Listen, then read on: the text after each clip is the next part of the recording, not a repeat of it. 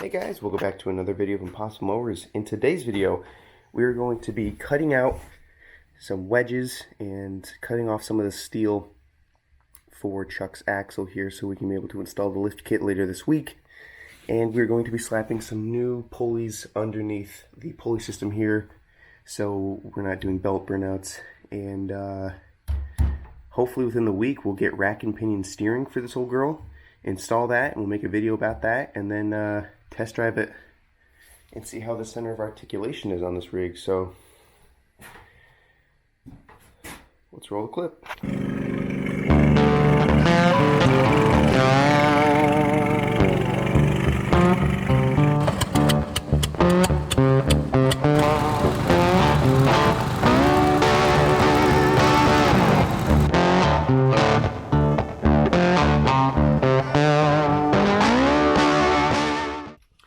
Alright guys, we're in the shop and we were right underneath Chuck here, or at least on the side of him.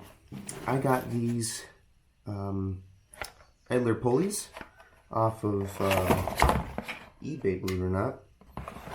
These Craftsman's usually come with plastic pulleys, and this is what Chuck had for a little bit, but he just blew his out, burnt it to a crisp. I'll show you that in a minute. And so I got these black steel pulleys, and it spins quite freely. So we got two of those. Now I'll show you here what his old pulleys used to look like. I had previously swapped out one of the plastic ones for this Troy-Bilt metal one. You can see it's pretty rusty, pretty shot. Doesn't spin as good as it used to. This black one still spins fine, quite freely, but the problem is it's really shaved down. You can see some of the pieces up here. It's been chewed out pretty good, and the belt just doesn't want to catch traction on these anymore. So I just kept them around for measurement's sake. I think because this is stock, they should line up perfectly. Look at that.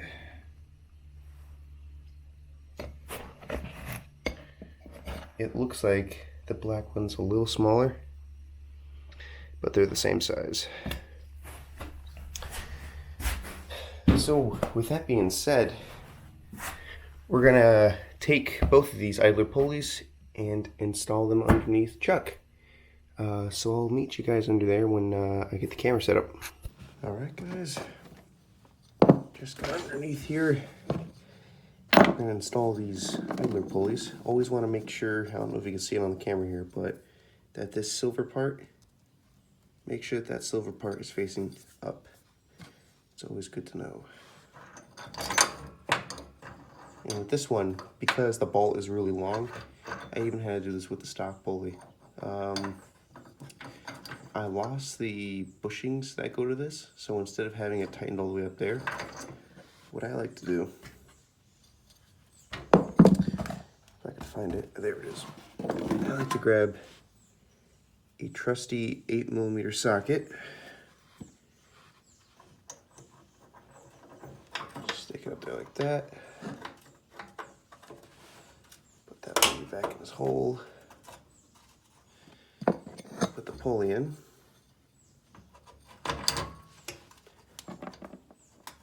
and then put your bolt in. So with this guy, so slap this black one in there.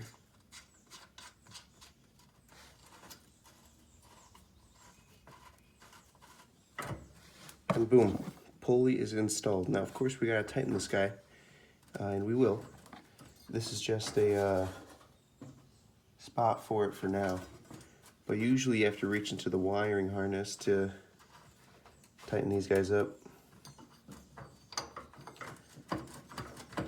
I might need more than just a...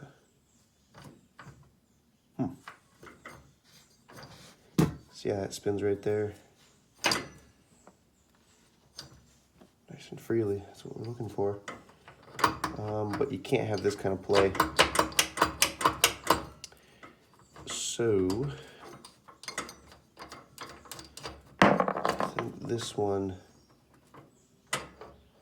has to be kind of like down here, kind of floating just a little bit. So what I'm gonna do, I'm gonna grab a washer, because we got plenty of those.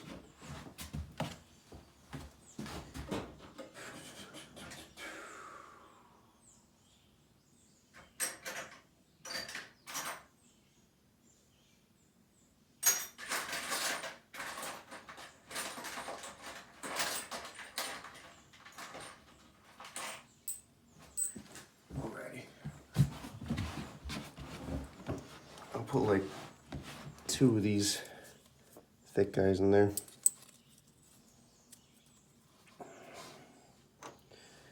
Let's see how we do this. We're gonna go like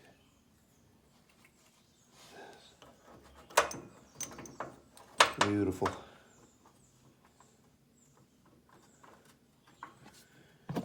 And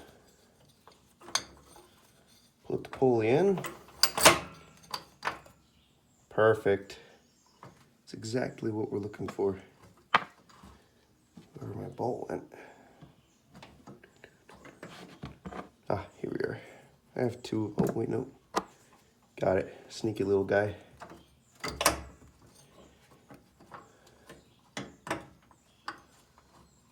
Come on, there we go.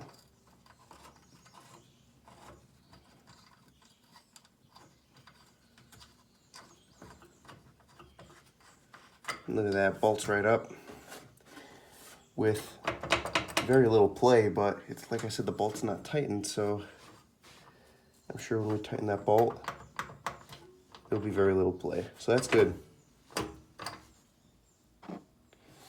And now we unbox the second one.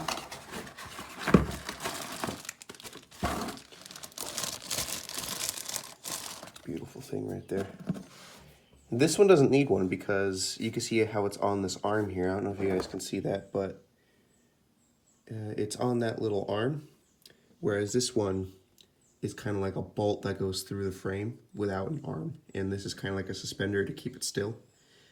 But because this one's on its own arm, it's already got the level it needs to grab the belt, because this is connected to the clutch, as you can see here, through that spring.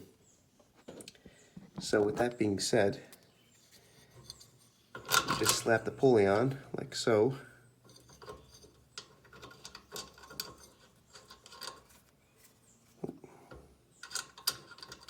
I grabbed the wrong bolt again. Hold up.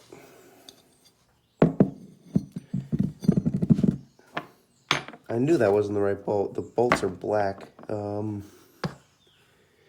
Okay, let me get the bolt for this guy, and then we'll finish installing him. All right, we're back. I got the bolt. It was right underneath the US General toolbox. I think when I must have kicked it. A mistake there. What I like to do is I like to hold my finger down on the bolt that's on top, because it's a rounded off nut. I meant bolt. And then I just hold the bolt down while I'm tightening the nut. Of course, that's not tightened all the way, so I'm gonna grab our little guy here. I think he'll fit.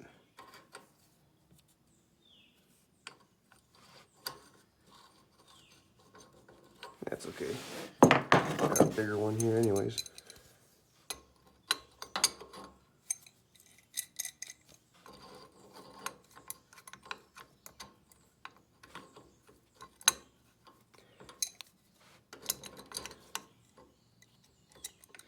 An impact in the socket would be better, but I don't want to hurt the pulleys here. You probably won't. Of course, I'm tightening it the wrong way. You probably won't hurt it doing it. Not saying you can't do it, but that's just me talking. What the hell? I swear it feels like I'm tightening it. There we go.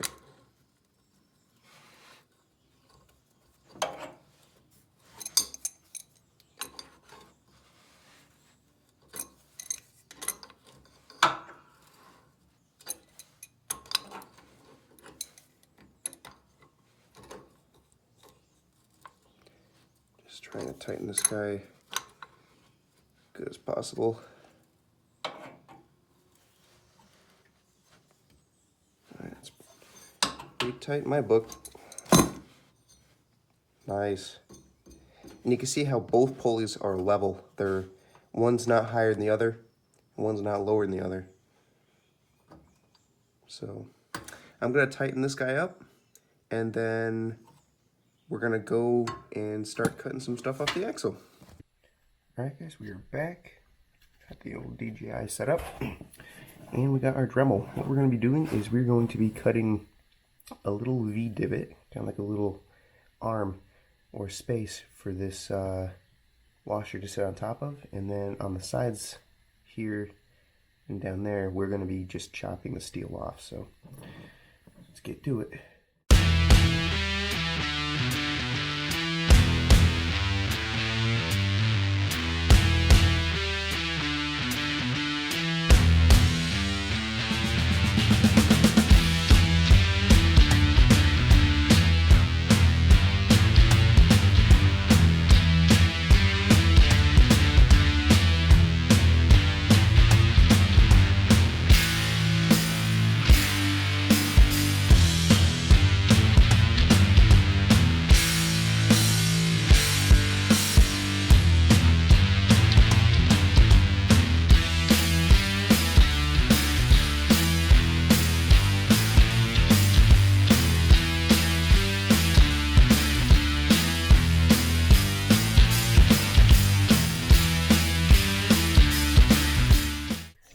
Alright guys, we're back. Took a good amount of time, but look at that. Just what we need. Nice and flush too. And I was going to cut these sides off, but I changed my mind. So I just made these little divots right here. You see that? Kind of hard to see. But the idea is something like this.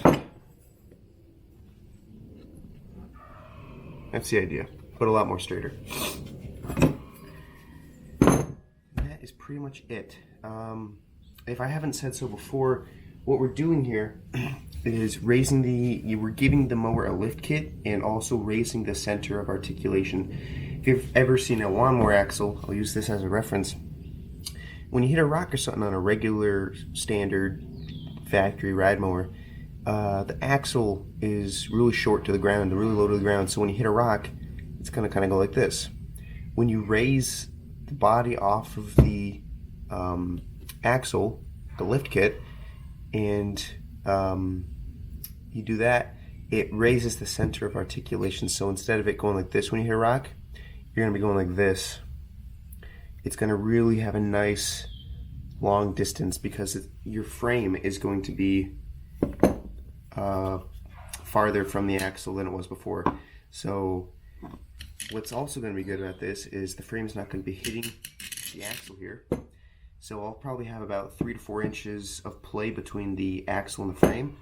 The lift kit, I mean, I measured it out, and this is, I want to say about 1 inch, maybe 2 inches, but it's not that big. But when it's all said and done, you have to factor in this and this whole distance here from this top to that top, and that's about an extra 2 inches. So I thought 3 to 4 inch lift.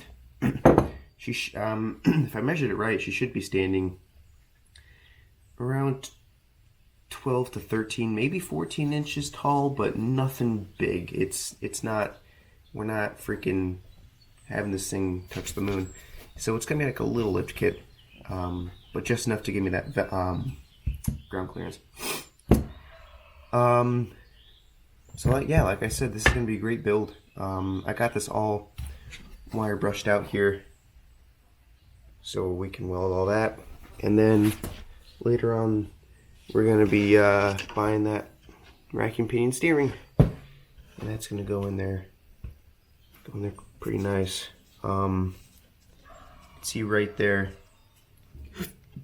this is where the axle used to go, and you can see how it would always touch up here. Now there's going to be like that much distance between the body and the axle. So like I said, raising that center of articulation, and that's what you want when you're going rock crawling. You want that kind of bow from the axle. And later on the year, I don't know if I'm doing this year or next year, probably next year, put some ARM suspension bolt right up here to the frame, because since the body's going to be sitting higher than the axle, we'll be able to mount it on a lot easier. So that is going to be cool. But that's it for today's video, guys. I'm so happy we got the axle all cut out, so I'll be able to weld that probably off camera. It's really hard.